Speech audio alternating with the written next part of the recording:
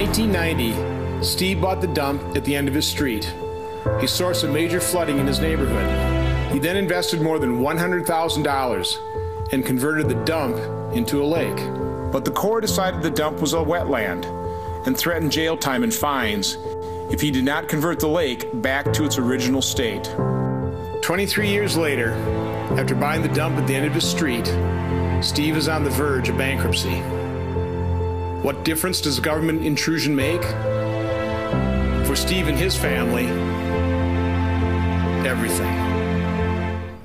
All right, big government hurts average Americans. That's the simple but direct message from the new Victims of Government project that's launched this week by Wisconsin Republican Senator Ron Johnson.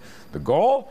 Put a human face on the cost and impact of unnecessary, ineffective, and excessive federal regs. Joining us now is the aforementioned Senator Ron Johnson. Our panel is still here, Jimmy, John, and Betsy. Senator Johnson, how many of those kinds of films do you expect to make, and where will you show them? Hello, Larry. Well, I'm not quite sure how many we will, but what we want to do is have that be a very regular series. Whether we do it once a month, once a quarter. But my guess is this first series, or this first video, will spark just an avalanche of similar stories, and we'll probably be inundated with different types of stories that we can convey to the American public. Now, this guy is trying to shift this lake into whatever, some kind of business, I take it, and you're saying that the Wetlands Clean Water Act, that the EPA was on him, ankle biting him every step of the way until he went bankrupt. Is this basically the EPA story?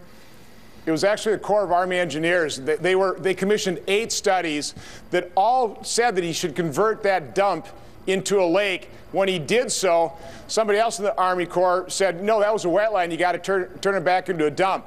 I mean, this is an unbelievable example of the type of bureaucratic insanity that goes on day after day and affects millions of Americans. All right, so I was wrong. It's the Army Corps of Engineers. I'm actually quite sorry to hear that. But as you go through this, I mean, I know you're a limited government guy and a deregulator.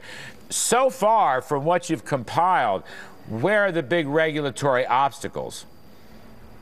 Well, obviously the EPA is a big problem. But Larry, if you just take a look at current government policy in terms of low interest rates, you have seniors that are victims, people that are, basically on fixed incomes. If they're, turning over a 6% CD, what can they invest in terms of a risk-free type of government, risk-free type of debt investment? Another thing would be socialized medicine. The victims of socialized medicine, we're heading right down that track. So, again, I think there are going to be so many examples of this, and this is just one. This is the very first in a very long series. Betsy McCoy's got a question. I heard from another victim of overregulation last weekend. I got an email from a California man named Tom Killian, who works for a county sheriff in California. He was just told that he's going to be pushed down from 40 hours a week to 24 hours a week so that the county sheriff doesn't have to buy him health care. And he went to the sheriff's office and he said, look, I need a full-time job. I'm sending my kids through college. You know what they told him? Go on unemployment. That's government telling him to do that. Senator Johnson, I'm so interested in this. Are people writing into you, or how are you compiling these stories of excessive regulation? Well, we just released this on video yesterday. I think initially we had 11,000 views of this. I think this will really explode. And so we're just going to use the social media. We're going to utilize the internet. And hopefully this spreads far and wide, and we'll get, thousands of these types of stories that then we'll compile those things down. We'll find the most powerful examples. Again, put a face on the harm that government actually does real people, real individuals. And, by the way, economic harm. You guys are talking about economic growth. I mean, what Steve wanted to do is he wanted to develop that. He wanted to build homes around that lake. 23 years later, after he's invested $300,000, he's on the verge of bankruptcy, and those developments never happened. Senator, it's Jimmy Williams. I have a question. Do you think the FDA should regulate baby food? Listen, we do need regulation. There's no doubt about it. I'm not.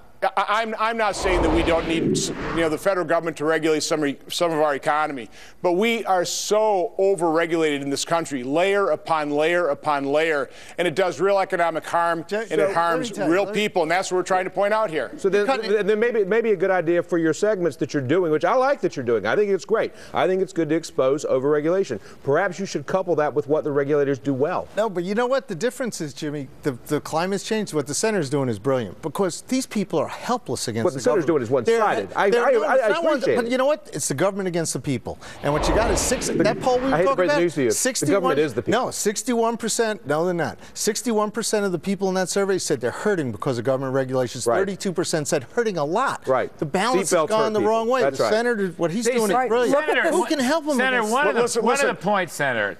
I mean, I would personally answer Jimmy Williams, who's a pro-business Democrat, basically. There's a big difference between health and safety regulations and economic regulations. And I think in the area of economic regulations, that's where we get into all kinds of trouble and go where the government shouldn't go. I got to get out, Ms. Johnson. As always, we love having you on the show.